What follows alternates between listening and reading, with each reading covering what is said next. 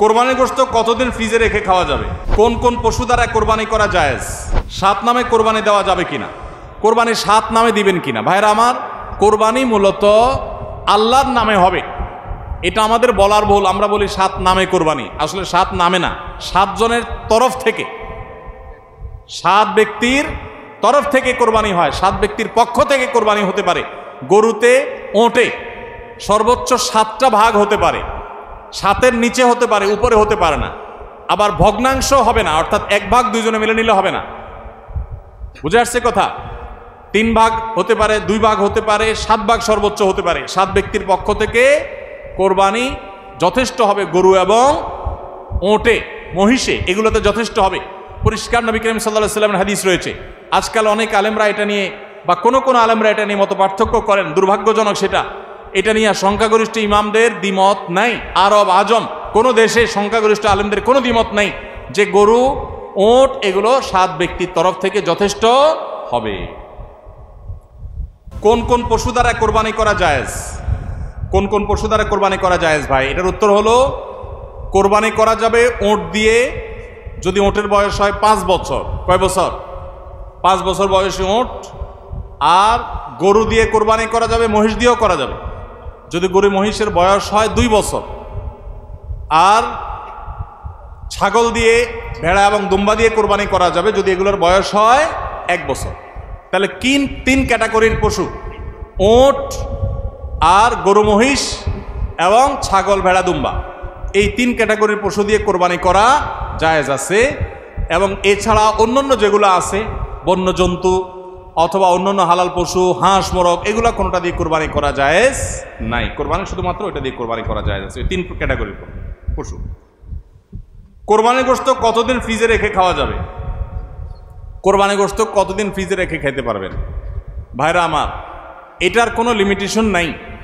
এটা নির্ভর করবে আপনার রুচির উপরে। এটা নির্ভর করবে যে আপনি কতদিন রেখে নিজে খেতে চাচ্ছেন, বা এটা কতদিন ভালো থাকে তার উপরে।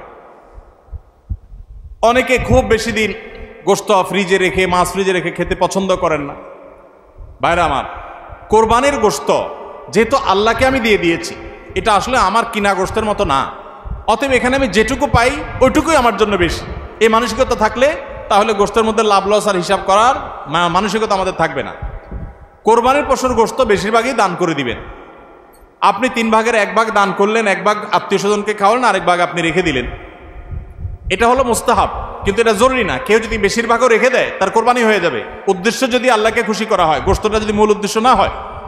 কারোর উদ্দেশ্য হতে পারে যে আমি রেখে দিয়ে পরে আস্তে আস্তে আল্লাহর রাস্তে মানুষকে দিব, গরিব দুঃখীদেরকে রান্না করে খাওয়াবো, নিজেরাও খাবো, তো আলহামদুলিল্লাহ তিনি রাখতে পারেন। এটার কোনো লিমিটেশন নাই যে কোরবানি গোশত এতদিনে বেশি রাখা যায় না, এমন কোনো কথা নাই। দাড়ি কতটুকু রাখা শরীয়ত সম্মত? যাদের দাড়ি কম গজায় তাদের ক্ষেত্রে শরীয়তের বিধান কি? দাড়ি এটাকে লম্বা করতে হবে। আফুল্লুহা আর খুল্লুহা, নবী সাল্লাল্লাহু আলাইহি ওয়াসাল্লামের নির্দেশ, তোমরা দাড়িকে ছেড়ে দাও, লম্বা করো। এখন যাদের দাড়ি গজাই কম, তাদের সওয়াব যে কম হবে তা না। আমরা অনেকে মনে করি দাড়ি যত লম্বা হয় সওয়াব মনে হয় তত বেশি হয়। না, ব্যাপারটা সেরকম না। কারো দাড়ি অনেক ছোট হয়, দাড়ি যদি ছোট হলে সওয়াব কম হয়, তাহলে মালয়েশিয়ান, ইন্দোনেশিয়া মানুষদের দাড়ি সওয়াবই থাকবে না।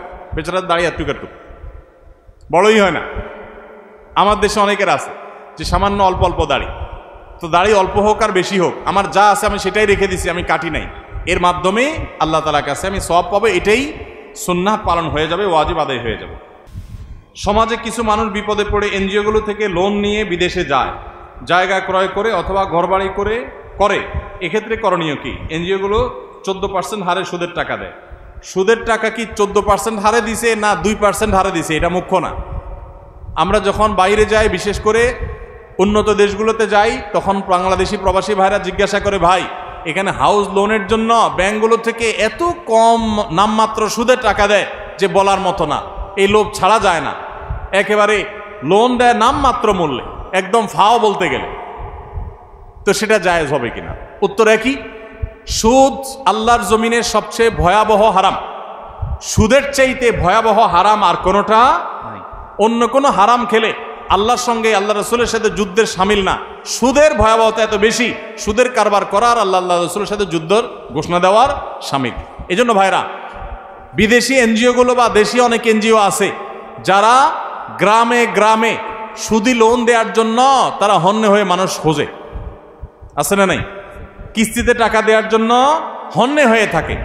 আপনারা একটা জিনিস খেয়াল করবেন, আপনার অন্য কোনো বিপদে তাদেরকে পাবেন না, কোনো বিপদে তাদেরকে পাবেন না।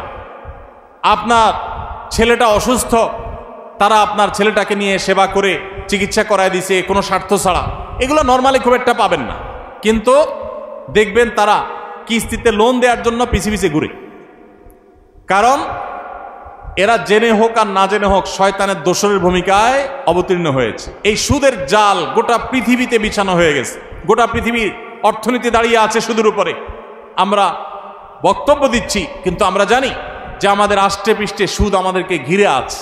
কিন্তু ভাইরা আমার, ঠান্ডা মাথায় জেনে শুনে বিদেশ যাওয়ার জন্য হোক, ঘরবাড়ি করার জন্য হোক, ব্যবসা সম্প্রসারণের জন্য হোক, সুদের কারবারে কোনো মুসলমান জড়াতে পারে না, এটা হারাম।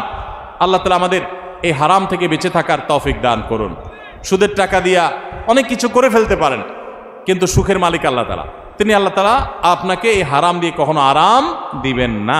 এজন্য সুদকে না বলার মতো ইমানের শক্তি থাকতে হবে। অভ্যাস করানোর জন্য কাউকে নফল ইবাদতের জন্য চাপ প্রয়োগ করা জায়েজ আছে কিনা? নফল ইবাদতের জন্য সাধারণ অবস্থাতে চাপ প্রয়োগ করা জায়েজ নাই, কিন্তু অধীনস্থ লোকজন, নিজের ঘরের লোকজন, তাদেরকে মৃদু চাপ দেয়া যেতে পারে, যেটা জুলুমের পর্যায়ে যাবে না। সেটা হলো দাবির জায়গা থেকে, সেটা শেখানোর জন্য, অভ্যাস করানোর জন্য অধীনস্থ নিজের পরিবারের সদস্য এরকম লোকদেরকে।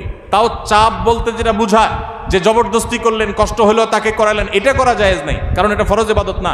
নবী করিম সাল্লাল্লাহু আলাইহি সাল্লাম রমজানের শেষ দশকে পরিবারের লোকদেরকে ঘুম থেকে ডেকে তুলতেন ইবাদতের জন্য, নফল ইবাদতের জন্য। তো এই টাইপের পরিবারকে আপনি আহ্বান করতে পারেন, এটা কিছুটা জোরাজুরি বলা যেতে পারে বাহ্যিক অর্থে। কিন্তু চাপ প্রয়োগ বলতে জুলুম যদি বুঝায় বা জবরদস্তি যদি বুঝায়, তো অভ্যাসের জন্য জবরদস্তি করানো জায়েজ নেই, কারণ বিষয়টা নফল। পিরিয়ড অবস্থায় মুখস্থ সূরা বা কোরআনে কারীম থেকে তেলাওয়াত করা যাবে কিনা? পিরিয়ড অবস্থায় কোরআন তেলাওয়াত করার ব্যাপারে জমহুর বা সংখ্যাগরিষ্ঠ ইমামদের মত হলো মা বোনরা পিরিয়ড অবস্থায় কোরআন তেলাওয়াত করবেন না। তারা কোরআন তেলাওয়াত শুনতে পারেন, তারা ইসলামিক বই পুস্তক পড়তে পারেন, তারা অন্যান্য দ্বীনি বই, তাফসীর গ্রন্থ, হাদিস গ্রন্থ পড়তে পারেন, দোয়া দুরূদ জিকির আজকার সব করতে পারেন, কিন্তু কোরআন তেলাওয়াত তারা করবেন না, কোরআন স্পর্শ করবেন না। এটা হলো জমহুর এবং সংখ্যাগরিষ্ঠ ইমামদের মত। আমার বাবা একজন ব্যবসায়ী, তিনি ব্যবসায় হারাম করেন, আমি ঠান্ডা মাথায় অনেক করে বুঝিয়েছি, এর কারণে আমাকে দোকান থেকে বের করে দিয়েছেন। এখন এই ব্যবসার টাকা কি আমি খেতে পারবো? আমার জন্য কি হারাম হবে? পুরো ব্যবসাটা যদি হারাম হয় এবং হারামের উপরে দাঁড়ায় থাকে, তাহলে আপনি নিজে যেহেতু দোকানদারি করতেছেন, তার মানে নিজে কিছু করতে পারবেন, তাহলে আপনার জন্য জায়েজ নাই। আপনি প্রাপ্তবয়স্ক হলে আপনার বিকল্প উপার্জনের পথ আপনাকে খুঁজে বের করতে হবে। আপনি টিউশনি করে হোক, অন্য জায়গায় চাকরি করে হোক, নিজের হালাল উপার্জন করবেন। হারাম সম্পূর্ণ হারাম হলে সেটার উপর নির্ভর করতে পারেন না। হ্যাঁ, দুই একটা আইটেম হারাম আছে, ম্যাক্সিমাম হালাল, এরকম যদি হয় তাহলে সেক্ষেত্রে আপনার জন্য এটা সম্পূর্ণ হারাম হবে না। কিন্তু বাবাকে হারাম থেকে ফেরাতে পারছেন না, পরিপূর্ণ হারাম, তাহলে নিজে বিকল্প উপার্জনের পথ খুঁজে বের করবেন।